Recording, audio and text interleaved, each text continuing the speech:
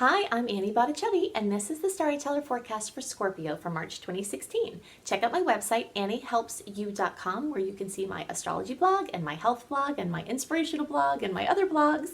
And while you're there, sign up for my free email newsletter, which makes you part of my community, and you get perks that go along with that.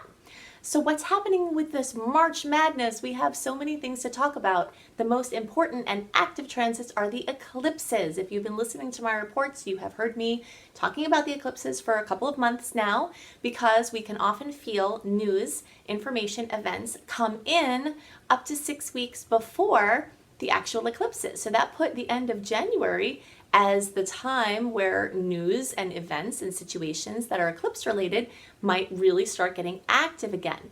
We have two very active times in the year. We call them the spring and fall eclipses, even though sometimes the dates don't fall exactly when it's officially spring or fall, but it's in that period of time. And that time is very astrologically busy. There's new openings, big new portals being opened, and things being closed, ended, completed, brought to fruition. For some people, it's very active, majorly life-changing information and events and circumstances. And for other people, it's more subtle. If you're paying attention, everyone will notice that there's something up and there's something going on with these eclipse cycles with them. And the more closely you look, the more you'll see. But some people are playing more of a support role for the other people who are undergoing massive transformation. So March 8th, we have the solar eclipse at 18 degrees of Pisces. March 23rd, we have the lunar eclipse at 3 degrees of Libra. The lunar eclipse closes, ends, completes, brings to fruition. This particular lunar eclipse is even more important in the scheme of the cycle because it ends the Aries-Libra polarity of eclipses that have been happening since the end of 2013. So this has been a long-term general story of me versus we, and the story of self versus relationship being dramatically transformed. That's for all signs, because the houses are where this gets more personal into your sign or your rising sign. But the global story has been this change in how we view relationships, how we are within relationship. The issue of codependency has been very prominent, where people lose themselves in their relationship and they're not being there in their fullest expression when they're in relationship. And maybe they're supposed to be in relationship, but there's a boundary issue, basically. The story of healthy boundaries has been the story of this process. And this is a powerful ending. So for some people, it will actually bring the ending of a relationship in some way, or a key figure leaving your life in some way. And your relationship to that relationship, which has been undergoing transformation, will undergo some sort of completion with that story. Now, sometimes it takes 4 to 6 months for the details to be wrapped up. So maybe something ends now, and then it takes several months for the complete ending to happen. But if you look at the official ending, it's likely eclipse related with this period of time. So that's a really big deal. There's also certain houses that these eclipses happen in, and I'll go into more details about that, but I just want to talk about the general energies of the cycles first.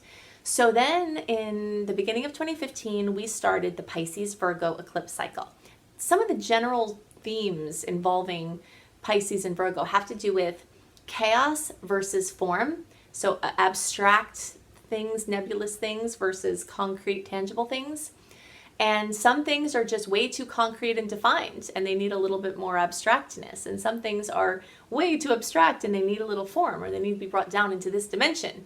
And that's the story of this Pisces-Virgo. It's the body-mind connection. It's, the connection between the seen and the unseen. All of these things are very much encompassed in this Pisces-Virgo polarity. So that story, something else started as part of this eclipse cycle in the beginning of 2015, and this runs into 2017. So the last Pisces-Virgo eclipses will be in spring of 2017. But then since there's a plus 4 to 6 month manifestation period after an eclipse, it really runs into the fall of 2017. So there's one cycle being ended and another cycle still very much in process. So let's talk about, well, actually, one other thing I want to talk about before we see where the eclipses are hitting for Scorpios is the placement of Mars. for most of you, Mars was, is, or soon will be in your first house. And this is really exciting to me. Anything that goes into the first house starts a new cycle. So you might notice in recent times that you have a major fire under your butt. If you have been feeling inertia, lethargy, if you have been stuck in emotional spirals, as Scorpios can sometimes do, because that intense way you feel can sometimes paralyze you, from forward movement, because you get stuck in that place. But in any case, regardless of what your story is, Mars moving through the first house may have and likely will continue bringing intense focus on your physical body, your identity, how you show yourself in the world, your physical health, your vitality, and you might find that you're doing better than ever on those levels. So Mars is going to have a slowdown. When Mars goes retrograde, it's going to retrograde in Sagittarius and back into Scorpio for part of the time, and then out of there. But for March, it's not retrograde yet, and it is starting to slow down, but you may have been enjoying, and you may continue through March to enjoy the benefits of feeling really feverishly passionate about redefining yourself. It's just very exciting. I'm excited for you. So, okay, then when Mars, let's just talk about Mars retrograde now before we go back to the eclipses, since we're on Mars. Mars goes retrograde once every 2-ish years, and Mars rules initiative, action, assertiveness, forward movement. So, and it also rules the sexual parts of relationships, so anything masculine involved there, and it rules things involving metal. So that's most machinery and anything having to do with scissors, so barbers, hairdressers, things like that. And so when Mars goes backwards, all of those things get called into question or they lose steam. So this is one of the worst times to initiate something sexually based. So a new romantic relationship, anything having to do with romance, like an engagement or marriage, is generally not the best to move forward with when Mars is in retrograde, because when you take something to another level like that, or even moving in with someone that you're in a romantic relationship with, it gets the birth imprint from the event. So if you move in on a certain day, you get married on a certain day, that's the birth imprint of the chart for the life of that story. You don't want to have that when Mars, which rules this romantic connection, is backwards, or initiate a new project that you want to have longevity when Mars is going backwards. There's similarities with Mercury retrograde, but that more rules the information and the bringing out of the information and the devices that are used for that, and the legal contracts and the wording, things like that. But this is actually the romantic aspect of many relationships, or the assertive nature of business collaborations. So you really want to dance around this pretty carefully. So I'm suggesting that if you have something new, an engagement, launching a website, starting a business, something like that, February has a lot of good dates, and you're almost completely free of Mars retrograde, or you're completely free of Mars retrograde shadow period, pre-shadow period, until the end of February. It starts getting stronger after the second half of February. And then into March, you'll start to feel the slowdown, but you've got some really good dates for moving forward up till like March 16th, when there's a beautiful trine with Jupiter and Pluto rules Scorpio. So that's a really good time in general. So something else interesting about Mars retrograde. Mars rules Aries, and Mars is a co-ruler along with Pluto for Scorpios. So Aries and Scorpio are going to be most affected by the Mars retrograde. I think, though, that it's mostly a really, really, really good thing. Those things about Scorpio that want to control things, and the things about Aries that want to be aggressive, they're kind of on full throttle all the time with Mars as the ruler. When Mars goes backwards, it takes the edge off of that tendency, and it makes you feel better, it makes you feel more relaxed, it makes your relationships better. So I have Aries rising, so I'm very much affected by this, and I love when Mars is in retrograde. So many things about Mars retrograde, because I get a break from being on full throttle all the time. And you might find that you enjoy Mars retrograde for that same reason, especially if you're paying attention. So it's essentially 6 months, like from the end of February to the end August that has the full transit. But the strongest part is April 17th through June 29th when it's actually retrograde. So if you do planning and bust out as many things as possible before the slowdown, then you'll be more in a position to relax and enjoy that time when things are slow instead of scrambling and worrying because things are not in the flow. You'll be more in your flow by being able to be more relaxed. Okay, now at the same time as all of this is true, the eclipses in general are not always good times to initiate new things because sometimes eclipse news comes in that's contrary to what you're trying to do. So this is very confusing. It's basically the eclipses are saying, don't initiate, just respond to the things that come to you and make decisions from the things that come to you.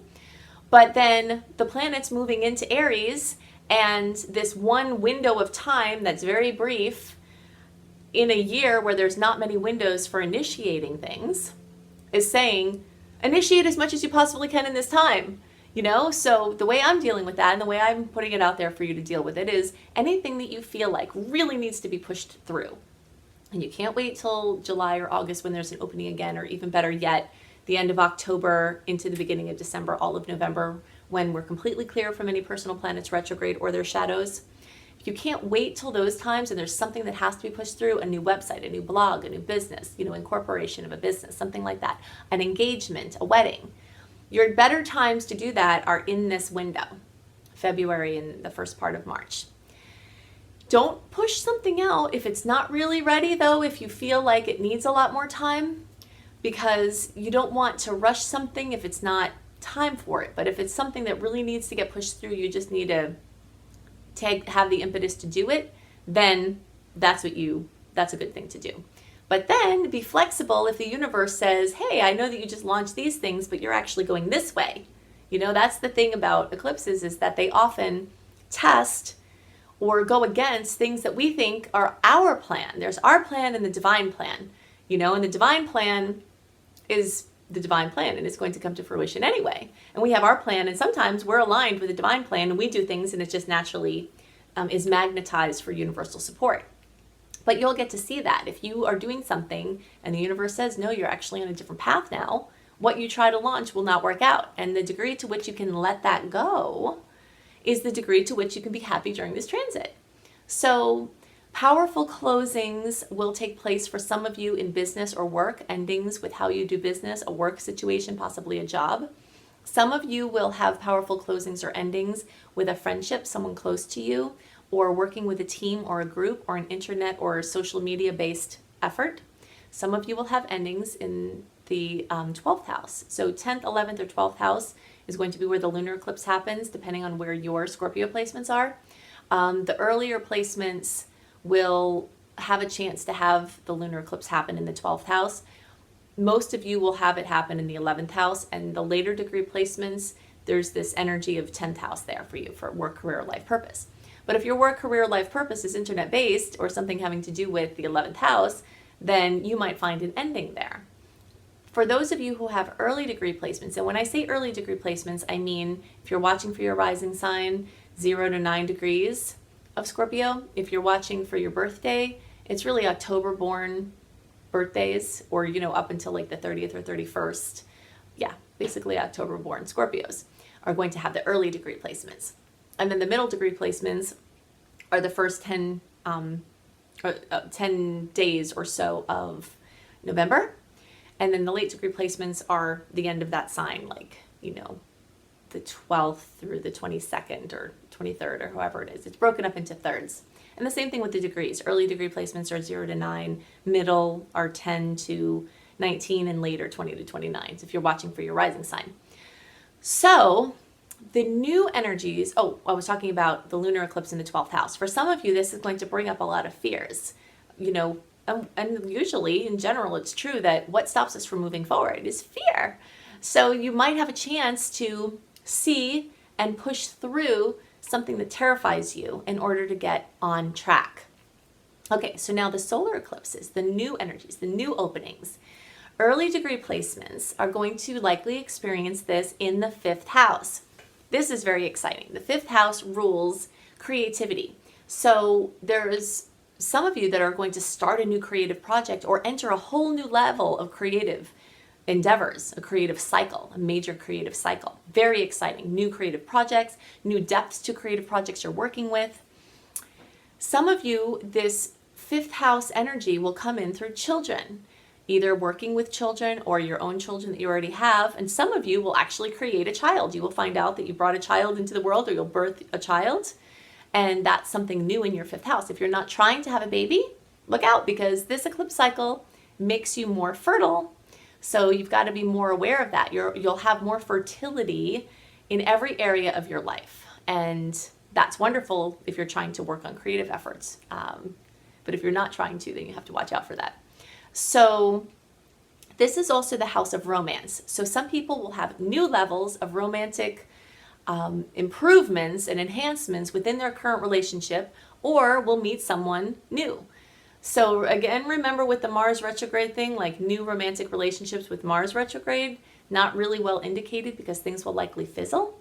But if this is happening in February or March, there is a chance that it could have some longevity. Just try to not make any major decisions based on what happens from the end of February through the end of August, because it will be dictated some by this Mars retrograde and you might not be seeing clearly and it might fizzle out. So you just have to look out for that. But it could bring in a new romantic experience, which may or may not be long-term, which could be very cool. So there's that aspect of the fifth house. The fifth house also has to do with athleticism, artistic things, including acting, directing, anything having to do with thespian talents or something like that, singing, instruments, music, things like that. People who make documentaries, you would be in there, or filmmakers of any kind, that would be in there as well. So new life to an old project, new project starting, new level of a project, something like that. For the rest of you, you will have this new energy happen in your fourth house. And the fourth house is the house of home. So again, you're very fertile here too, because sometimes the entrance of someone new in the home means it's a baby, or an adoption, or, a new partner comes into your home, or an old partner moves in with you or something, and if this happened when the stars were better for it, like in the beginning of February, then, like I said, it could have a lot of longevity. Or there could be superseding factors if it happens at another time that could bring longevity. There's a lot of factors that we'd have to look at. It's very complicated, but something new in your home. You could be actually putting an addition on your home. You could be doing something with real estate, or work from home, or something with your family, or spending more time with your family, or going back to a place that feels like home. Something like that. Home and family related, also having to do with houses and home-based endeavors. So something new in the home space being revitalized. And really all of you will have activity in that fourth house, even if you're not having your solar eclipse energy there, because the personal planets are moving through that sector. And the same goes for that house of romance, even if you're not having and creativity. If you're not having the solar eclipse happen, in that house, the personal planets will be moving through there and bringing life there as well. So these are the things that are most on my mind for you for March. Definitely go to my website, anniehelpsyou.com. I will be posting a Mars retrograde blog and video as of the beginning of February, so look out for that, and it will have all your do's and don'ts, avoids, and maximizing the transit pieces of information. And check out my other blogs, and definitely sign up for my free email newsletter. Become one of my VIPs and part of my crew, where you get the things I send out to them. And check out my Shine program. My Shine program is a 28-day virtual coaching program. So go to anniehelpsyou.com and click on programs and click on Shine.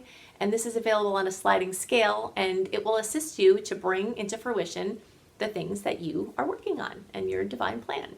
So I hope you have a wonderful month, and I'll see you next month. Bye.